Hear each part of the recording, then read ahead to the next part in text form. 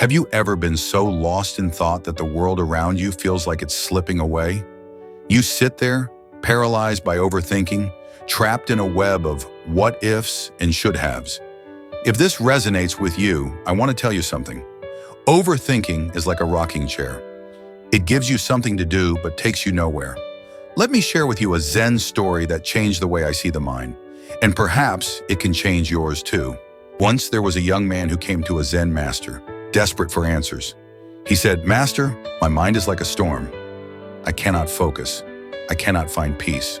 What should I do?" The Zen master smiled and handed him a glass of water. Then he added a spoonful of salt and stirred it. "Drink," the master said. The young man took a sip and immediately spat it out. "It's too salty," he exclaimed. The master then led him to a nearby lake. He sprinkled the same amount of salt into the water and said, "Now drink." The young man hesitated but obeyed. This time the water was refreshing. The master then said, "Your mind is like this water. When your thoughts are small and confined, they become overpowering, like the salt in the glass. But when you expand your perspective, your problems dissolve, just like the salt in the lake." Are you living in a glass or a lake? Often overthinking comes from living in the narrow confines of a glass, where every thought feels larger than life. To stop overthinking, we must expand our minds, broaden our horizons, and shift our focus outward. Even the greatest minds have struggled with overthinking. Steve Jobs once said, "Focus is about saying no. It's not just about the things you take on, but the thoughts you choose to entertain." Oprah Winfrey often talks about the power of stillness. She attributes her success to moments of quiet reflection where she silences the noise and listens to her inner wisdom. And Mahatma Gandhi, he believed that thoughts become words, words become actions, actions become habits, habits become values, and values become destiny.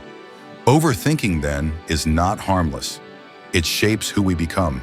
But how do we escape this loop of overthinking? Here are 3 lessons that I've learned through my own journey. 1. Anchor yourself in the present. Most overthinking is about the past or future, regrets, fears, or uncertainties. But the present is where life unfolds. Start small. Focus on your breath, the sounds around you, or even the sensation of your feet on the ground. 2. Practice the art of letting go. There's a Buddhist saying, holding on to anger is like drinking poison and expecting the other person to die. Overthinking works the same way.